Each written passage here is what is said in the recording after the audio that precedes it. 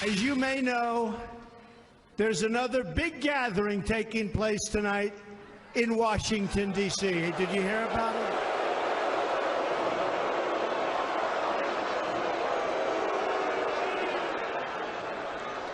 it? A large group of Hollywood actors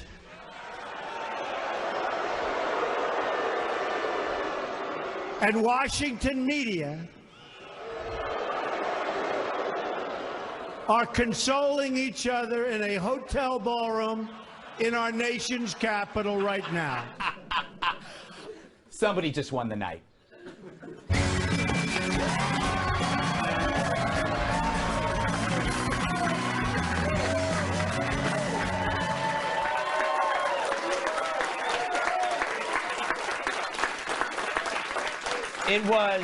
It was the beatdown in Nerd Town. The White House Correspondents' Dinner proceeds without our president, Donald Trump, who wisely skipped that orgy of preening self-importance to hold his own event, an estate that helped him win. But first, he had to find Mike Kelly.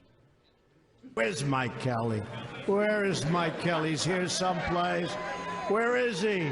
Boy, were you great on television this morning. Come on, Mike Kelly, get it together, will you? Then he reminded the crowd what he gave up to be with them. A large group of Hollywood actors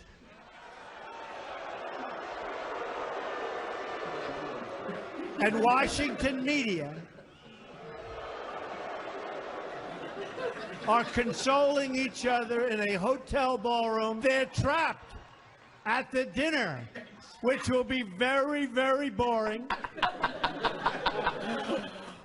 Can I see the little girl again? A large group of Hollywood actors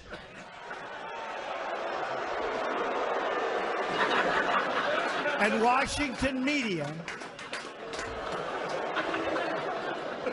are consoling each other in a hotel ballroom. I don't know why I love it.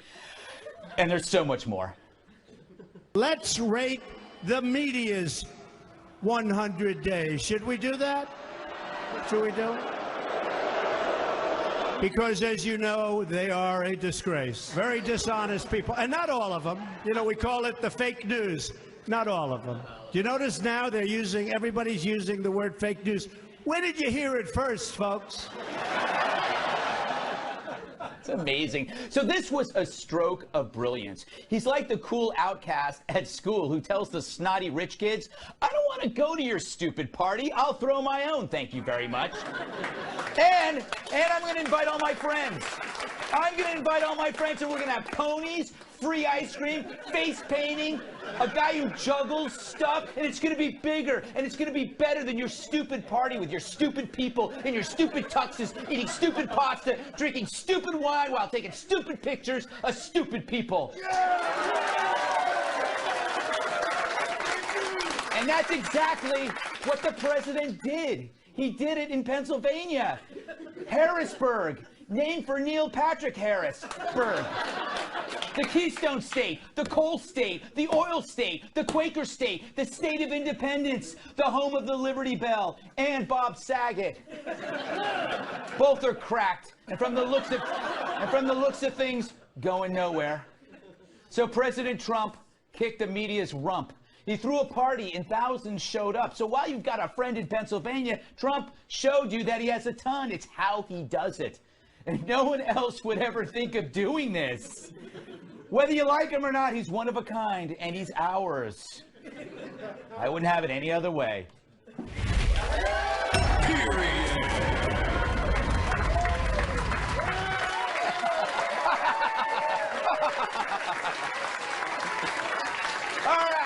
All right, let's welcome tonight's guest. Move up so I can read. She now has 2 places to be miserable. She's co-hosting a new show starting Monday at 5 p.m. Eastern called The Fox News Specialist, Katherine Timpf. All right.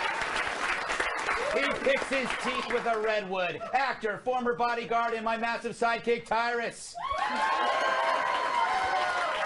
Who is this person? I've never seen her before in my life. How did she get in here? Get her out of here. She's so bright, aliens can see her from space. One of my co-hosts on The Five, Kimberly Guilfoyle.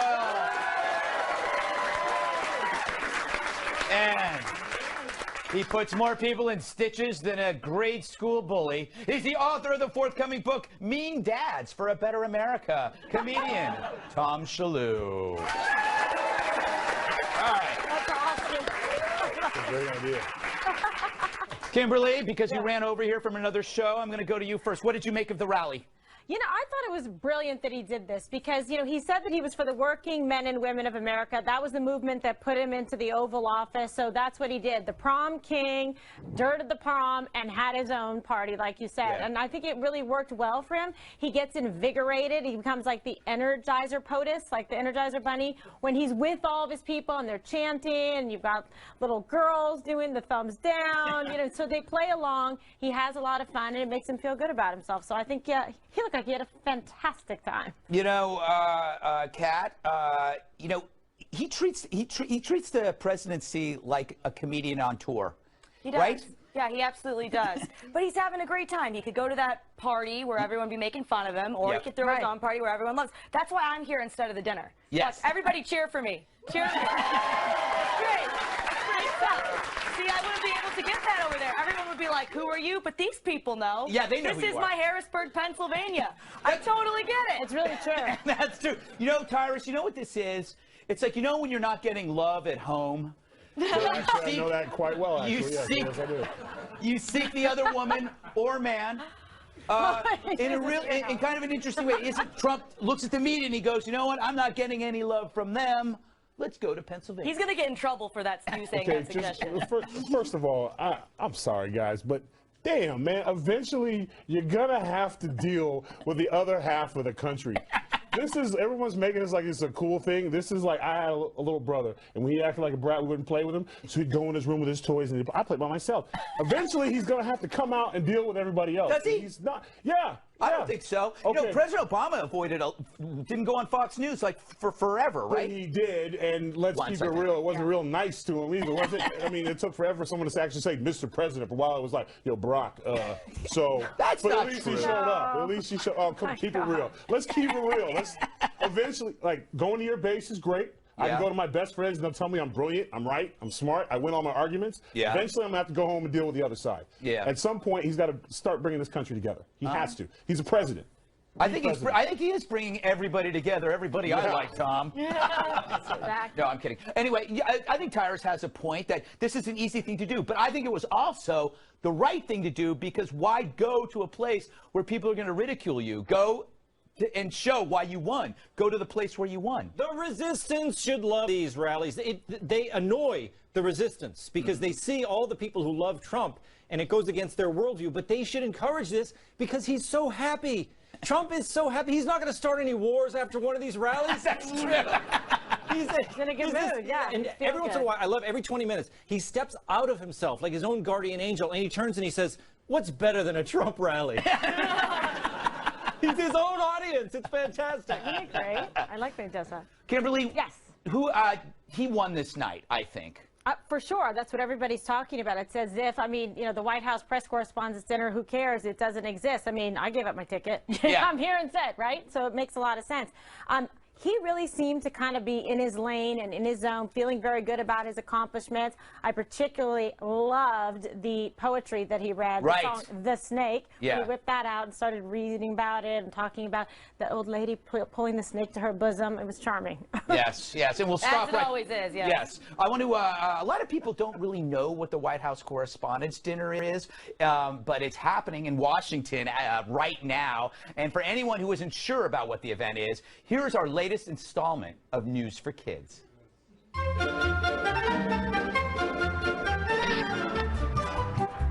So kids, what is the White House Correspondents' Dinner? It's where adults roughly the same age as your mommy and daddy get dressed up and eat dinner with other mommies and daddies. These adults work in media, and the dinner lets them hang out with people who are better looking and more famous than them. They're called movie stars and TV personalities. Some are big stars like Chad Lowe, and Chad Lowe. The dinner began as an event for journalists. The president would come, and that was important. But like a caterpillar turning into a butterfly, it went from a modest event into a self-absorbed gala for sweaty social climbers who act like children in front of celebrities Now that's changed. President Trump dropped out. He made other plans, leaving everyone else to eat their penne alla vodka and listen to anti-Trump jokes on their own. Good for him. Those people don't like President Trump, and now he's throwing his own party with his own friends. The White House Correspondents' Dinner is a lot less important than it used to be this year. It's like a children's birthday party without the guest of honor or presents. In short, it's pretty lame. And this has been News for Kids.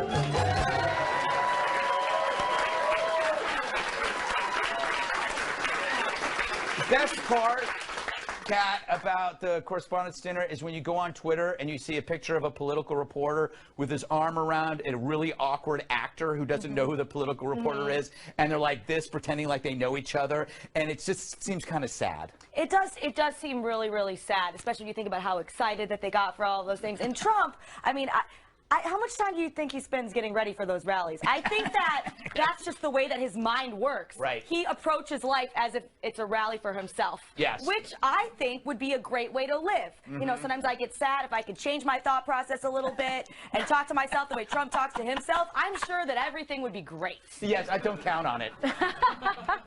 Tom, can we just admit that he's more interesting than the media? He's more interesting than the people at the White House Correspondents' Dinner. That's why we're doing this. And he shouldn't have gone. I mean, it's a roast. You know, the idea of a roast is you're supposed to respect someone and give them good-natured ribbing. They don't respect him. They don't like him. So why should he go? It's, look, you know, they some of us have trouble with going back to things that hurt us, Tom. It happens.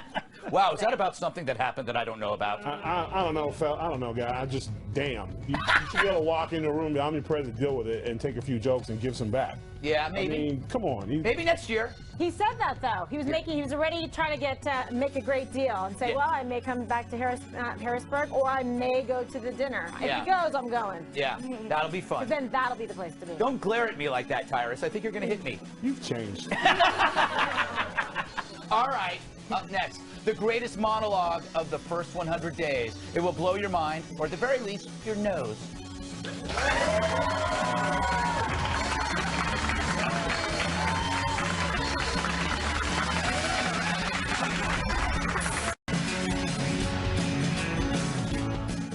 So while everyone talks about Trump's first 100 days, I'm thinking of the next 100 days, or as I like to call it, the second 100 days. The first 100 days, part 2, the second 100 days.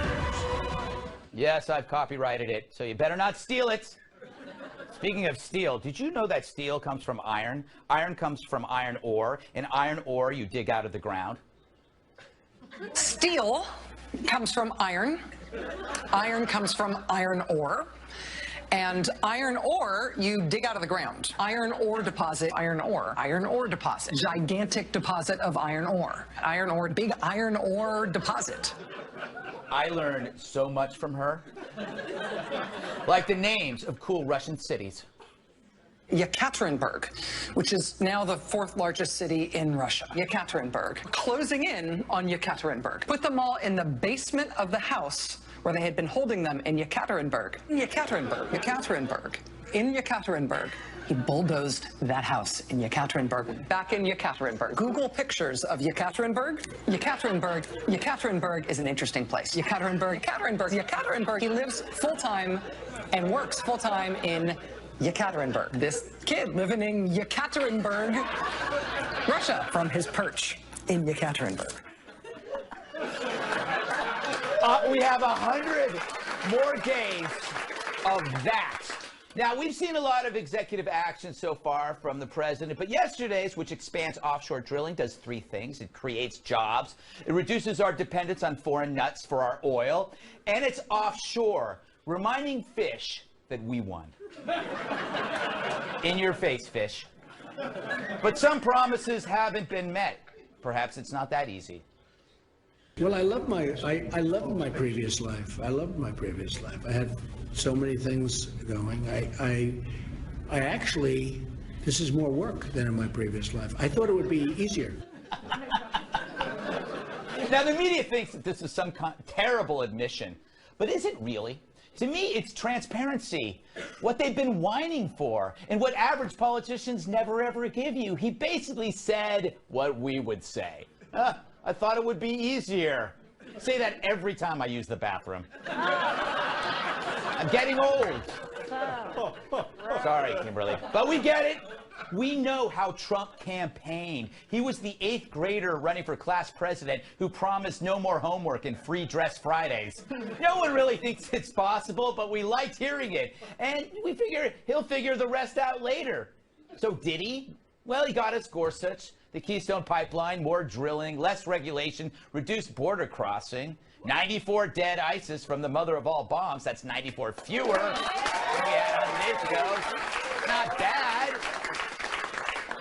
But I get it. His style can be scary. But it's a pattern by now. Look at China's shift on North Korea. Why now? Trump made a stink and made them think. See, Trump is the Kool-Aid president. Remember Kool-Aid Man? That giant, horrifying pitcher-shaped monster that would crash through a brick wall? Scared the crap out of you. But then it pours you a refreshing, ice-cold drink. That's Trump. Initially, see, he scares you, and then he makes you a cool drink. I know. And everybody comes together. Fact is, Trump did all right for the first 100. You know, we're still here. I mean, we believe the media, the planet should have imploded into a fiery death ball. That's the funny thing. The media set Trump up for success by exaggerating impending doom that never came. That was their wishful thinking. Instead, Trump showed us that he's just a guy trying to do his job, and his reward, an anti-honeymoon, which, believe it or not, is better than a real honeymoon. Think about it. The logic of a honeymoon is awful. Hey, let's start with the best time ever, then it's all downhill from here. No presidencies should suck at the start and become great. I mean, whatever. All I know is it's going to get better. The next 100 days are going to be great.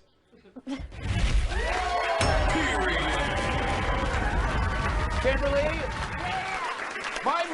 my reverse honeymoon theory is genius. Imagine if your marriage starts out terrible and then the last 2 weeks of your life are awesome. Well, there you go. But see, I approach it a different way. Yes, if you divorce quickly enough after the honeymoon, you just focus on the good part, right? And you enjoy the trip. You will eat the frosting on the cake. That's what you do. You take part of the honeymoon and then you get it. Do you have any Secrets out. Yeah. Do you have any executive orders you'd like to see? Immediately. Okay, executive order. Remove Pelosi from office. Well, she should retire. We're trying to help. We're trying to help. Okay, because something's not quite right there. She can bring Schumer. Right, with her. And also, I would like to see him remove 2 Supreme Court justices so we can get 2 more picks. I don't think those kind of executive orders, when they involve the word remove, it sounds a bit scary to me. I should have called them a removal order. Yes, I don't know if that's possible. But it's exciting. Yeah, Kat, do you have any executive orders? Well, I'm a libertarian, so I'm not a big fan of, overuse of executive power. Oh, look at you. We want to keep it all constitutional, but if I were president, I would probably have a couple that I would need. Like, if you don't text me back, might be like a mandatory minimum situation. That's just so I can focus on my job. It'd be for the good of the country. When somebody doesn't ghosting. When somebody doesn't text you back, you can't do anything, right? Yeah, you can't do anything. Yeah, you can't work. You just sit there. You can't work. So, I think it's fair. All right. Tyrus, I'm sure you have... Just hold on. First of all, you brought the Kool-Aid Man back? Yes! Yeah. He's the reason why I don't wear red sweaters. After that, I'd like to change my executive order. I'd like to ask for justifiable ass kickings and get a tax write-off for him. Yeah. You unbelievable Kool-Aid Man. He's drinking the Kool-Aid now, right? It's actually bad for your heart. Greg is. And when I was growing up, Kool-Aid you ate with a fork. It was so quick. So, I love there was no sugar. I just remember going like this with sugar. Is that enough? I think so. You made it wrong. You could make it as sweet as you want. Just like Country Time lemonade, Tom. And Tang. And Tang. Oh, my God, delicious. Tom, I'm sure you have some interesting executive orders. Why don't we start by repealing all of President Obama's executive orders?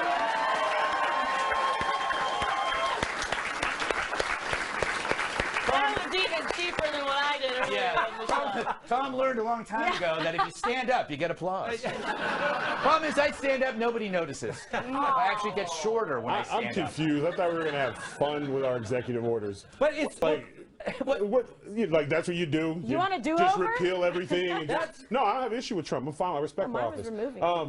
But I was going to have fun with executive orders. You know, like I was like the Kardashians were going to have to like. Before they were allowed back on TV, they had to go to Korea and give Kim Jong-un a Pepsi. Like, just to really get back. No, you know, make it a Diet Pepsi. And they'd be like, no, you need a Diet Pepsi. And if they get through that, then they're allowed back on TV. Oh, my goodness. You know, like safe Well, that is spaces how to was, solve if everything. you go to a safe space, they tie you to a rocket, send you to Afghanistan for the weekend, so you have something to really be upset about. That's We're good. going to have fun with executive orders, not... You know, I have one executive. It's for Law and Order. Yeah. But the TV show, Law and Order SVU. Just admit that the killer might be a deranged, psycho, drug-crazed maniac, and not like a really handsome, successful architect. Like every time on Law and Order, they always have the twist. They arrest the homeless guy, and the homeless guy actually is innocent, but he saw the guy who did it, and it's always a rich, Upper West Side socialite architect. So it's official. You have no life. You're one of the people that sits and watches the Law and Order SVU marathons in a row. Because where it's always the handsome architect. Because they start the next one before the other one ends. I know. My only issue is that you watch SVU. That's like the worst one. It is I've seen all the Regular worst Law and one. Order was cool. Sometimes they make it, sometimes they don't. Some guy It's gets away. terrible. It is SVU terrible. is terrible. And I love how what they're doing now to us.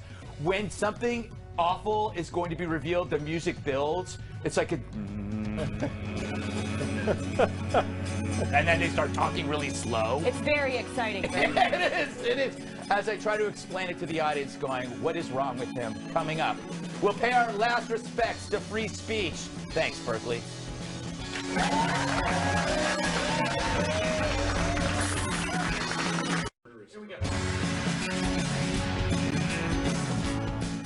So, here's the week in a nutshell. Berkeley, Ann Coulter was coming. Opponents threatened action.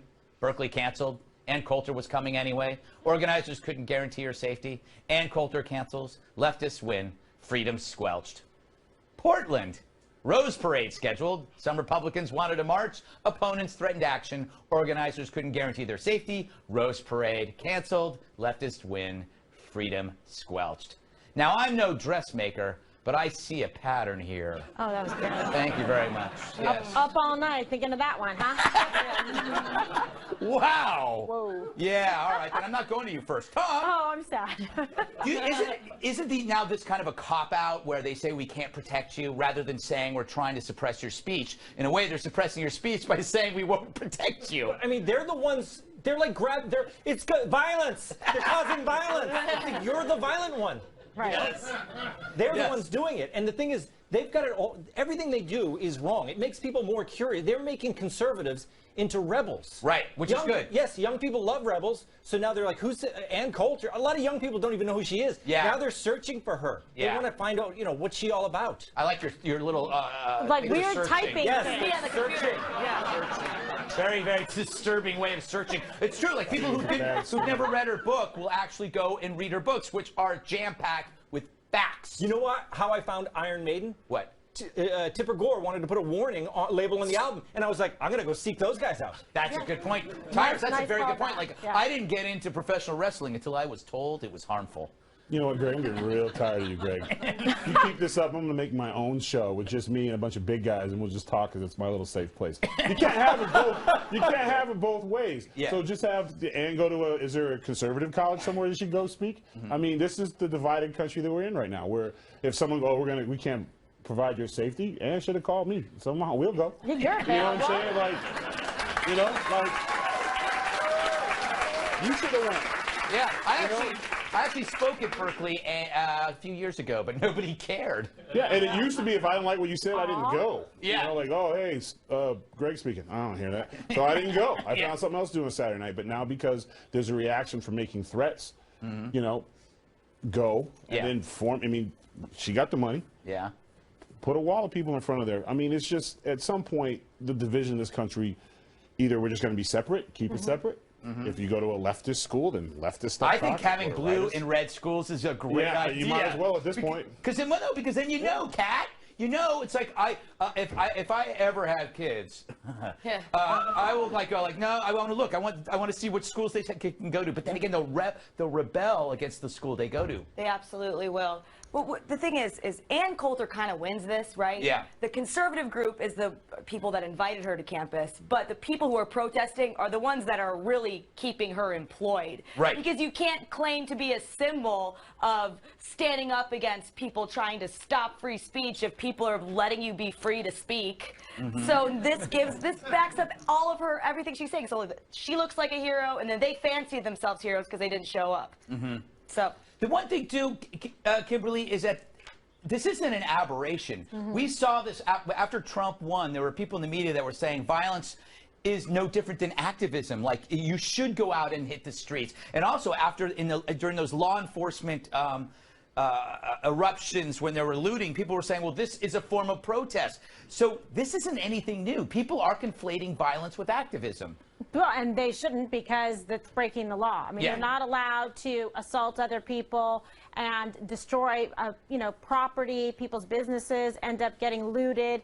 Tremendous amount of property damage. So there has to be accountability. When you have these groups like the Antifa, who are really just ultimately fascists themselves, because they want no one else to speak unless they agree with their ideology, and it's really chilling free speech in this country, which is one of the most important principles that we have fought for in this country. Why people want to come here, to be able to say their viewpoint. Yeah, they call themselves anti-fascists. Yeah. Like, look at yourself and your covered mask and you're punching somebody. Yeah. You want cause and effect? They didn't show up and there was no violence. That's called cause and effect, America. I'm going to keep staring at you until it's really uncomfortable. By the way, Antifa should stand for Anti-First Amendment. Get it? I'm going to pretend that I came up with that, even though I saw it on Twitter. Because that's what people on TV do. They pretend they came up with it, but they saw it on Twitter. Some guy in Oklahoma did it, and I stole it. Up next, President Trump talks to the NRA, and Venezuela hangs by a thread under socialist rule, probably because it doesn't have an NRA.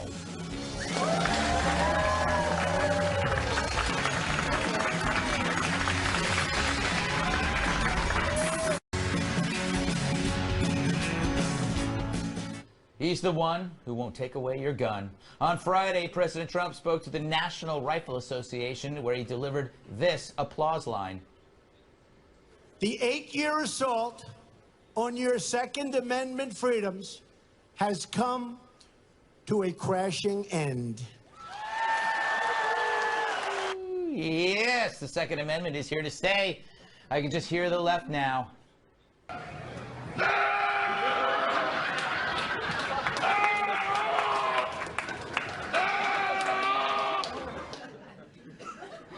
Just hold your phone this way. So, to those who think the Trump presidency is the end of civilization, I say to you, Venezuela. Yes, Venezuela, whose socialist policies have led to a currency collapse, bread lines, and a toilet paper shortage. I know. But Greg, what does that have to do with the Second Amendment? I'm glad you asked. Venezuela's situation validates the right to own guns. In 2012, Venezuela banned private gun ownership. And this week, as opposition to the government grows, Venezuelan President Maduro announced that he will be giving away guns to 400,000 civilian loyalists. This is crazy. So the next time someone tells you the country's going to hell because Trump's in office, remind them of Venezuela. Remind them of the rights we have, including our Second Amendment. And you know who agrees with me? One of the smartest minds in America. When you look at Venezuela, you understand why we are so lucky that we have the Second Amendment, because guns preserve our freedom and liberty from tyranny. I'd like to say I repurpose information quite well. Tom. I knew I had heard that somewhere, Greg. It was you. Exactly. I was like, someone smart said this. I believe it's so important that I have to repeat myself. Yeah. Mailing it in. No, it's not mailing it in. You just Reminds me talked of a in good fourth idea, person. mailing it in. Hey, Tom, Why is the media ignoring Venezuela? Like we keep hearing about America as a dystopia. We have shows on what's the new show, The Handmaid's Tale? They're comparing it to America. It's a dystopian universe. No, Venezuela is real life dystopia going on right now. Because they're the real jingoists, Greg. They're only focused on America. They only see America's problems because they're the ones looking in. They have this kind of bizarre, it's like anti-nationalism. They can't think beyond our own borders because they're critical people, but they don't want to see the sadness in the rest of the world because things here are actually quite good. They are. I mean, by comparison, Kimberly, Venezuela can't afford toilet paper. Toilet paper. Which is weird because socialism is pure crap. Right. Oh, yeah. I love it. I love when you go to me with the bathroom jokes. They tell me to stop with the toilet humor, but it's inside me. Because you have a potty mouth. Okay, so they don't have toilet paper, beer, rights. Yeah. Wait, what? No beer? Yeah. Oh my God! Oh man. No, that's how you get people's attention in America. But they got a ton of Kool-Aid, though, right? They got the Kool-Aid. Kool-Aid, no sugar. A little bit. But the thing is, I've been following Venezuela for a while. It is seriously sad. So they're murdering people on the streets, people shooting people for $5. It's very sad. I mean, the people are really suffering there. It's not covered a lot. You won't see it anywhere covered in the mainstream media. But yet, you see people here, if they only knew about it and equipped themselves with the facts to see the juxtaposition of what government is like there in Venezuela versus what we have, they'd be a little bit more appreciative and reasonable. It drives me nuts. Kat, I know that President Trump isn't your favorite president. But the way people talk about him here while this is going on it seems to me like we're in bizarro world. Yeah, I completely agree. If you look at Venezuela, that's why I hate to see people who are gun advocates who argue, well, I need it for hunting. What about hunting? And how many animals do you have? That's not what it's about. It's about the culture thing. It was supposed to be so we, could have a militia it's the government trying to take our rights. You say, look at Venezuela. That's why we need to do this. That's why I wish I would hear more of that instead of just, don't take away my hunting. That's not really the issue. Yeah. It's not the animals that are gonna turn into fascists. Exactly. Well, not normally. Yeah. Last word, Tyrus. The threat of force preserves freedom. You should know that. Oh, yes, because I'm allowed to, in this day and age, use force. I wish. But no. Could you please Yes, please. Donald Trump, executive order, please. No, you kind of carry yourself as a threat of force. Well, I have a wish attitude. I wish you would. That's kind of my deal. Leave me alone. I have headphones on for a reason. It's a warning, not my music. But the whole thing about Venezuela, which is truly sad, is like they have real issues to be upset about. And we have become such a bunch of babies and we don't get our way. Right. Yeah. You got electricity. If you have a cell phone, you can download your favorite apps on it. Yeah. You're doing all right. Yeah. You're doing all right in the world. Yeah. Oh, I don't have a bar. Oh my God. People are getting shot in the street for looking sideways in the next country because they don't have oil fields. No one's rushing in to save them. Yeah, and it's amazing. It's one of the richest countries via oil on the planet, and they can't do anything with it. Yeah, tremendous natural resources in the hands of a few. Yeah. Well put, Kimberly. Thank you. You should do a primetime show. Really? Yes, I have an idea I want to talk to you about. All right, up next, does Trump give a tip if Americans light up a spliff? Back in a jiff.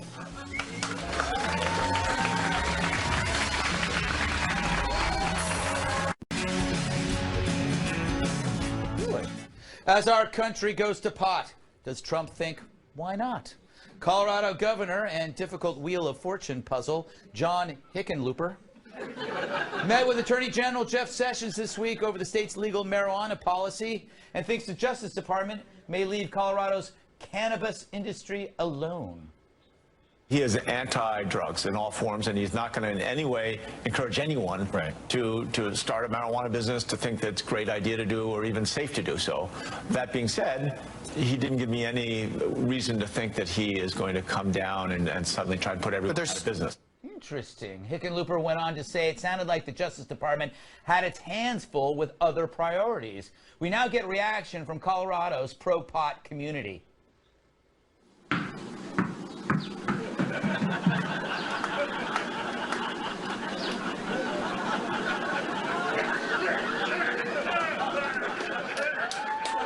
I've been there, little guy.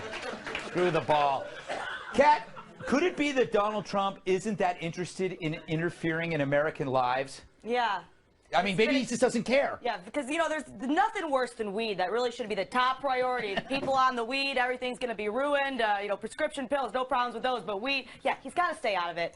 Well, one of the things I dislike about Jeff Sessions the most is that he is so anti-pot, just because it doesn't matter. I mean, no one's ever died from it. You know that somebody in England died from drinking too much carrot juice? Yes. They had a vitamin A overdose. Their liver couldn't handle all the carrot juice. Right. Well, no, you can drown in water. Yeah, exactly. You should. I mean, you know what I mean. Everything Everything can kill you. Except weed. Except weed.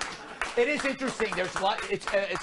They find it's a hard time finding actual proof that you could overdose on, is what you're saying. Yeah, well, you can't overdose on You gotta sleep. You can become like an annoying person to hang out with, but that's about it. I am, Tyrus, your thoughts. My thoughts on weed. It's a great dinner mint. I don't know. Here's the thing. It's going to get hit. Yeah. Because we're a divided country. And who loves the weed? And I'm saying the weed. I sound like my great-grandfather, who I never met. He's on the but weed. I would imagine he talked that way. But that's very lefty. And since the lefty's trying to destroy all the right stuff, you don't think they'd be like, well, since you wouldn't help us with this and we couldn't get anyone to vote with us, how about this? We take away your weed. I don't know if it's left-right. It's going to happen. I don't know if Sessions is going to... It's a very libertarian thing. You think Sessions is going to just... Yeah. That's an easy fix. That's a good punch in the face. I know, Kimberly, you are a prosecutor. You hate drugs of all kinds. Well, I mean, no. But oh, wait, you love some drugs, Kimberly? Which ones? Drugs that help people manage chronic illnesses. That's very good, yes. Right? Drugs that help fight cancer. Right. So, yes, I enjoy and applaud science and research and innovation, but I don't support... I mean, look, you're going to do what you're going to do, but just saying, I've never smoked any weed, done any drugs, and, I mean, it speaks for itself. So you remember... I rest my case. Do you remember when we were growing up, it was like, this is your brain on drugs. The new commercial is, this is Kimberly Guilfoyle. She's never done drugs. Right. And then that's the commercial, and then everybody quits. Tom, you're a father, and a strict, mean father, according to your great new book. Yes. But don't you find that, trying to ban a substance doesn't work in a world where there is pain? Everybody's trying to find their own oblivion. How can the law tell me what to do with my oblivion? How can the law tell me what I can do with my own body? Oh, Greg, you may be right. Why don't we leave it to the dads? Okay. We don't need the president, you know. I see, I'm anti-drug, but you got to leave it to dad, because dads come up with good solutions. Like what? When your dad caught you smoking a cigarette, he made you smoke 5 packs. That's true. If I catch you smoking weed, you're going to have some, have a dime bag. Is that what it's called? Have a dime bag. So everybody on this panel had a dad? Yeah. Wow, what was that like? And on that note, Tyrus, I'll be your dad. No. Oh, my God. I tried. Daddy loves Anyway, Trump. final thoughts next. And someone's getting a new show.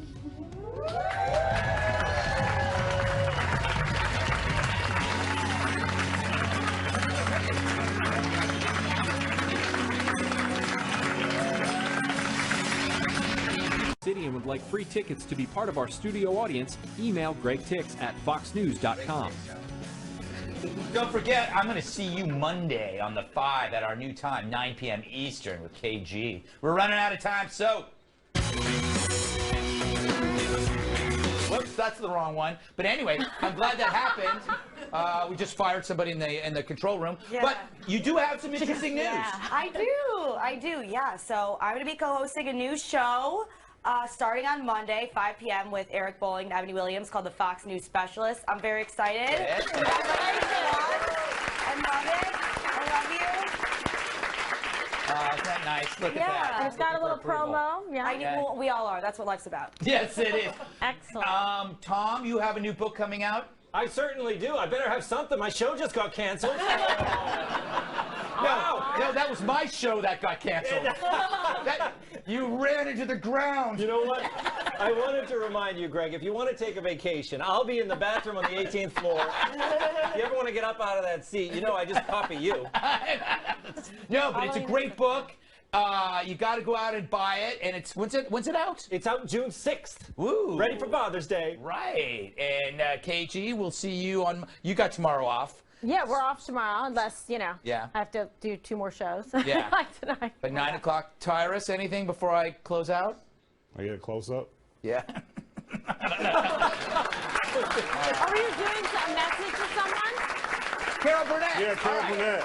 Thanks to Kimberly Guilfoyle, Tom Shillue, Timpf, Show, Tyrus, our delightful studio audience. I'm Greg Gutfeld. I love you.